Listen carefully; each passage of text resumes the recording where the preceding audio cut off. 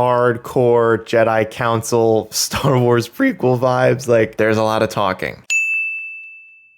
This is probably the best of the 3 Marvel shows so far. I think personally, for me, I still really liked WandaVision. I thought the first few episodes of that show were phenomenal. Loki, I think, tells a better cohesive story start to finish.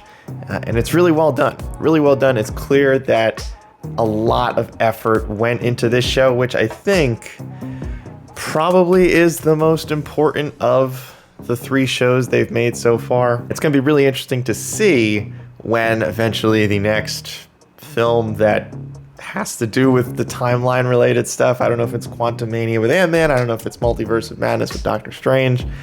But it's going to be interesting to see how they go about tackling everything that's happened in Loki, as well as a season 2 of Loki, which I guess is going to tackle more of the same stuff. I don't know what that means for Tom Hiddleston, if he's going back into the movies or if he's going to be doing TV stuff now. Big thing from this episode, we finally find out who has been behind everything that's happened. I think a few people kind of picked up on this ahead of time. I'm not big on the comic book, so I did not know who this character even was. I had to do a little bit of my own research.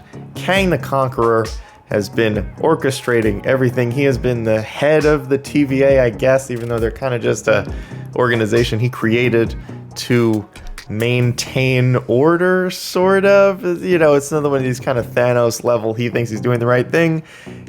Is he? That's kind of up to you. But one of the things I liked about this episode was that they really make you think if what he's doing in the grand scheme of things is justified. Okay, now I just want to talk about Kang really quickly and Jonathan Majors' portrayal, and it's worth noting that this is supposedly, and I guess we'll find out, one of many versions of this character.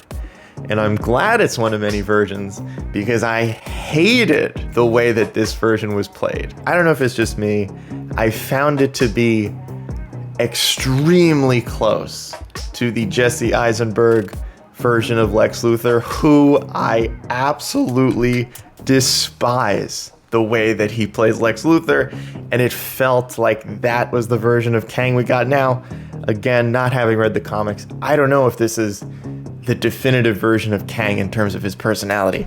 I pray to God that either it's not, or if it is, they're going to change it for the show and the movies going forward, because this version of Kang, I could not stand the way he was delivering some of his lines and this like jokey hopping up on the desk. I mean, it, like, yeah, it didn't work for me. I'm sure there are people who liked this portrayal, but I really did not like it. And it was frustrating too, because sometimes he would go back and forth between like this crazy kind of zany, manic character and then like a very serious, more stoic, evil Thanos, Lex Luthor, laid back, confident, but also kind of exhausted with all of his evil scheming sort of personality. So in those moments it worked. So I hope we see more of that from the character going forward.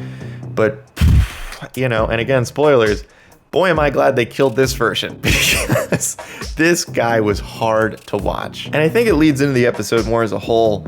And I don't mind things like this, but this is a really slow episode, especially compared to the last 2 episodes, 4 and 5, which were 2 of the best of, any of the Marvel shows so far.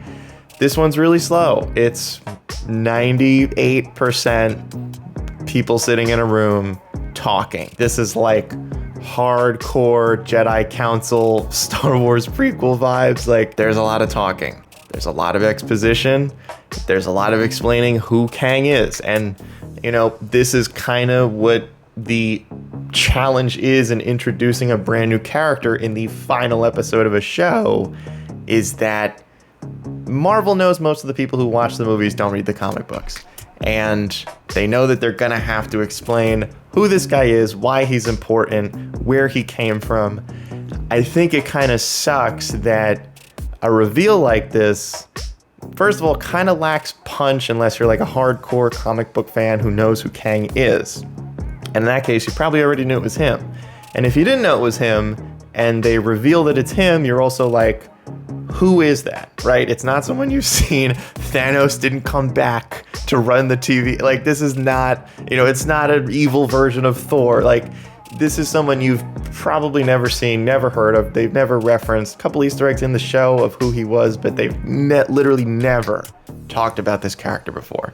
So introducing him and only giving him maybe 15, 20 minutes to like establish his entire arc, kind of a challenge. I think it worked because I don't mind slow stuff like this, but I could see, and even towards the sword fight in the end, which we'll get to in a second, I could see some people finding that really boring to sit through. One of the qualms I have, I guess, is the character of Sylvie, who I know that they really tried to hammer home this trust issue stuff, and I think maybe they felt they didn't hammer it home enough in the last few episodes because they mentioned it multiple times, really setting up when she sends Loki, back through the portal and kills Kang, that she has trust issues.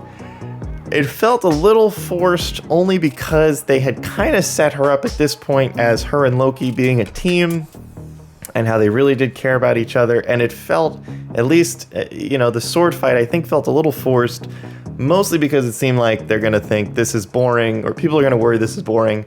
Let's add some action. But as I was watching it, I didn't really understand why they were fighting. Like, I know that they're saying they don't agree on what to do with Kang. And I love the free will stuff that this show has done. I love the semi-play on what the past US history, where we will remove a dictator and then install our own leader, but then things go sideways anyway. And so Loki kind of bringing up this argument of like, well, if you remove the evil guy, but the evil guy was also kind of keeping everything sort of on the right track, or at least an okay track, then you open up to, destabilizing the entire timeline that we know. Is that worse than just leaving Kang in charge? And Kang doesn't want to be in charge anymore, according to him. Who knows if this is all part of his master plan again? Part of the fun of this character, at least from the beginning right now, is that you don't know if he's telling the truth. At certain points, it sort of felt like this should have been the penultimate episode of the show, and I think that's been a little bit of a difficulty for these Marvel shows. They either feel a little bit rushed, or they feel like they're missing a final episode at the end. But on that note, the end of this episode is great. There's a phenomenal little twist where Loki gets up and he goes to find Mobius in the TVA, and he tells him that they're not going to be able to stop the branching timelines, and that's when we find out Loki is in one of the branched timelines. Sylvie sent him back after Kang told them the timelines have already started to split. And so Mobius doesn't know who he is, and he sees a statue that is Kang the Conqueror, and clearly now season 2 is going to get wild. The multiverse of Marvel is in full effect at this point. They kind of teased it in episode 2 of the show and then changed their mind. I don't know, this was like, isn't this exactly what Sylvie did? But whatever. Not important. Things are about to get crazy. I'm interested to see where the show goes. Tom Hiddleston, great leading man. Doesn't get a lot to do in this episode, but as a whole in the series, Tom Hiddleston, Sylvie, Mobius, phenomenal. They could carry the show just on their own. They don't need anyone else. Really, really great casting. And Tom Hiddleston, I think, almost feels like he's better served in TV show form as far as the MCU goes, especially now that he's not really a villain anymore. I guess they're going more of an anti-hero, but at this point, I don't even know if we can go with anti-hero. Loki seems like he has done a full babyface turn and is now a hero. So we'll see.